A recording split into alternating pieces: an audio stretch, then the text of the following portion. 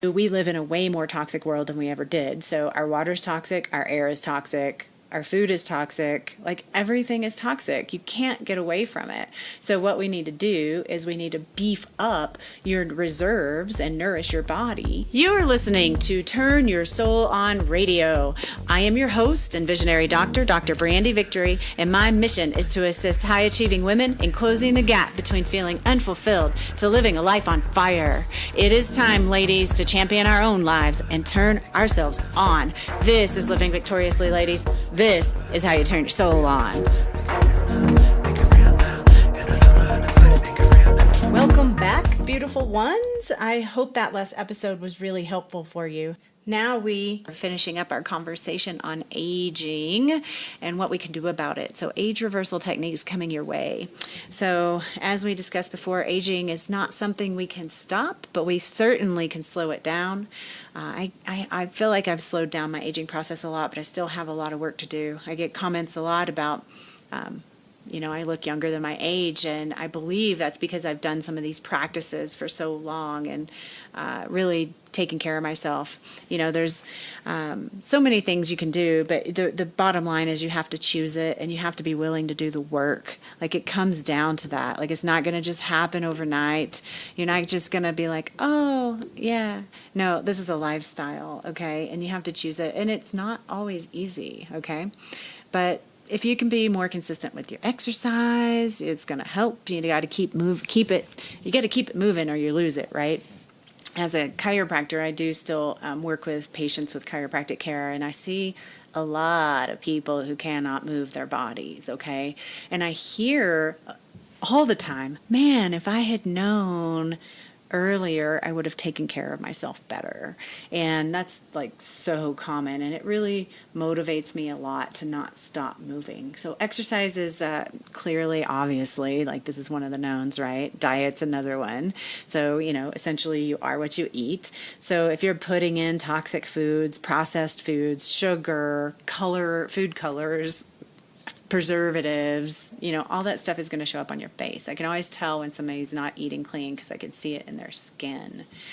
So more veggies, less toxic ingredients, less processed food. Like, eat from the earth and eat a variety of colors. But I know you've heard a lot of this stuff before, but it's just a good reminder because we got to start somewhere, right? The other thing that I find is really important in the aging process is meditation or a spiritual practice. So, first of all, it keeps you sane, so less stress and less caught up in the ego.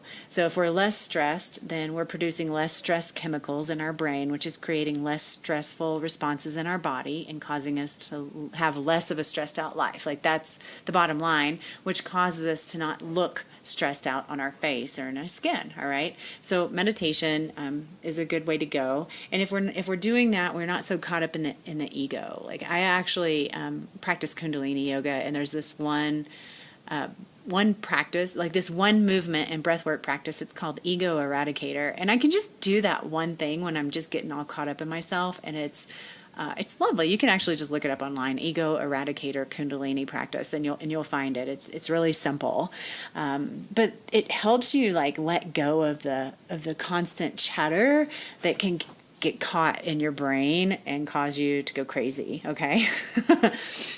If you want to take it to the next level, supplementation is key. I personally believe that everybody needs to be on supplementation, regardless if they're doing anti-aging supplementation or not, because the food that is grown in our soil today is way less nutrient dense than it was 50 years ago. Okay, so you would have to eat a whole bunch more spinach today than you would 50 years ago to get the same amount of iron and all that good stuff. So you're not getting even if you're eating clean. All right, even if you don't have any stress and you're eating vegetables all day long, you're not getting the nutrients that your body needs in the way that it needs, because your foods just aren't. Now, if you're growing your own foods biodynamically in your backyard and not using any herbicides or pesticides and that kind of thing, biodynamically, then I can't say that would be a problem. Maybe you are getting enough nutrients, but I don't honestly know too many people that are doing that. I do know a few, but not too many. So, the food you eat is not nutrient dense enough to give you the nutrients that you need. So you've got to back that up. Plus, we live in a way more toxic world than we ever did. So our water's toxic, our air is toxic, our food is toxic, like everything is toxic. You can't get away from it. So what we need to do is we need to beef up your reserves and nourish your body so that you have what you need to counterbalance the toxicity that's in our lives today. So I actually perform something called a hair mineral analysis test with my patients, which tells me about their mineral ratios and if they have enough minerals in their body. It also tells me about toxic elements, so if they have too many toxic elements. And when we start looking at the ratios of toxic elements to minerals, we can actually see if they have enough minerals in their body to counterbalance the toxicity that's in their body. It's really, really awesome because it's one thing to have up here in the mountains where I do a lot of these tests, I see a lot of high arsenic and I see high cobalt. It's one thing to have those things high, but it's a whole nother thing to have the appropriate minerals that negate the toxicity of those things. So if you don't have if your minerals are depleted and you've got toxicity in your body, you're going to age way faster. If you've got enough minerals and you have toxicity in your body, the minerals will buffer that toxicity and help it come out of the body. So you're going to be better off as long as but you have to have those minerals in your body. So, making sure that you have nutrients in your body in that way takes taking supplementation. That's just the reality of it. There's a particular product called resveratrol. It's actually a nutrient, I should say. And resveratrol is a compound found in grapes. It's in red wine. It's in some nuts. And it's been found to ward off several age-related diseases like metabolic disease and heart disease and things like that. And this was from the National Institute of Health. And in animal studies, they found that severely restricting calories can help prevent some of those diseases like type 2 diabetes and heart disease and metabolic disease.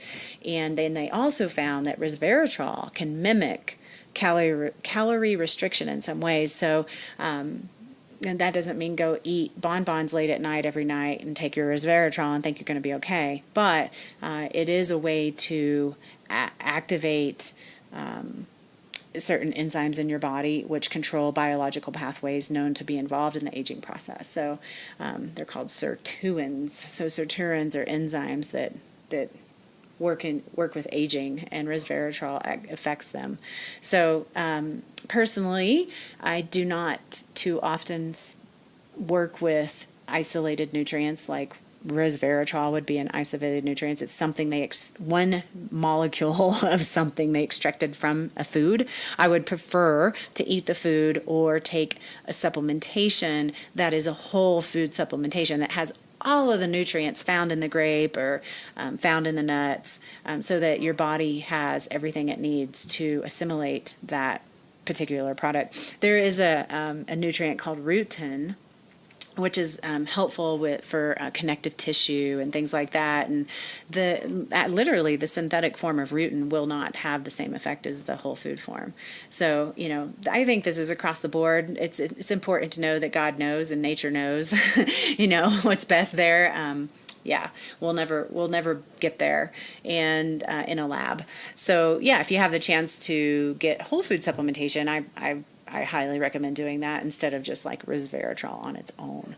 The other thing you can do is clean up your gut. So pretty much I would say 99%, maybe 99.9% of everyone that comes to my clinic has a gut issue. So even if you don't feel like you have a gut issue, you could still have a gut issue, which is really interesting. If you have things like gas and bloating and indigestion, it's pretty obvious, right? But maybe you have food sensitivity to particular foods, or maybe those food sensitivities vary. Like I commonly have patients come and they're like, well, yesterday it was blueberries and today it's lettuce or whatever, and that's actually a classic sign of leaky gut syndrome. And when you have a leaky gut syndrome, it actually causes you to have sensitivities to different foods. You can have headaches, all kinds of different things. But essentially, it's an indication that the connective tissue, because the skin on the inside of your digestive system comes from the same root as the skin on the outside of your body. So if you're having a skin issue, like quick aging, it's happening on the inside too. So you got to clean that gut up. You got to repair the leaky gut. You got to replenish the but the gut flora and the biome and get it healthy again, and then you will have that reflected on the outside as well. The other thing you can do is cleansing. I personally have several different cleanses that I work with my patients, but some sort of cleanse is good because then it facilitates your liver detoxification, and when the liver is congested, it will actually back up into the skin. So your skin can start looking funky, or you can get pimples, or you can get wrinkling when you have a liver congestion. So that doesn't necessarily mean go out and do a liver cleanse, because let's just say you have an impacted colon and you do a liver cleanse, that everything you're pushing through the liver should be excreted, and if it's not, it's going to recirculate and get reabsorbed, and you're going to not enjoy that process one bit. So work with a practitioner on these kinds of things, of course, and get yourself on something that works for your body.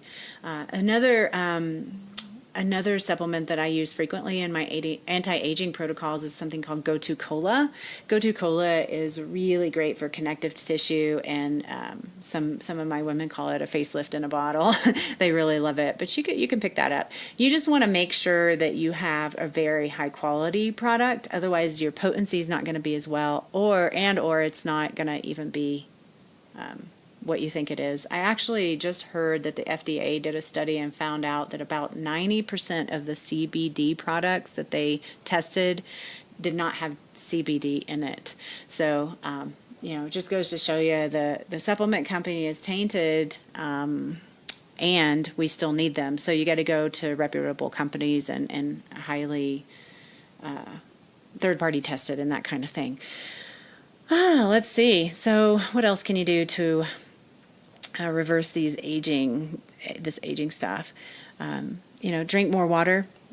Personally, I drink filtered water. We have a well, and I'm so happy because I don't get the fluorine or the chlorine or the fluoride or whatever.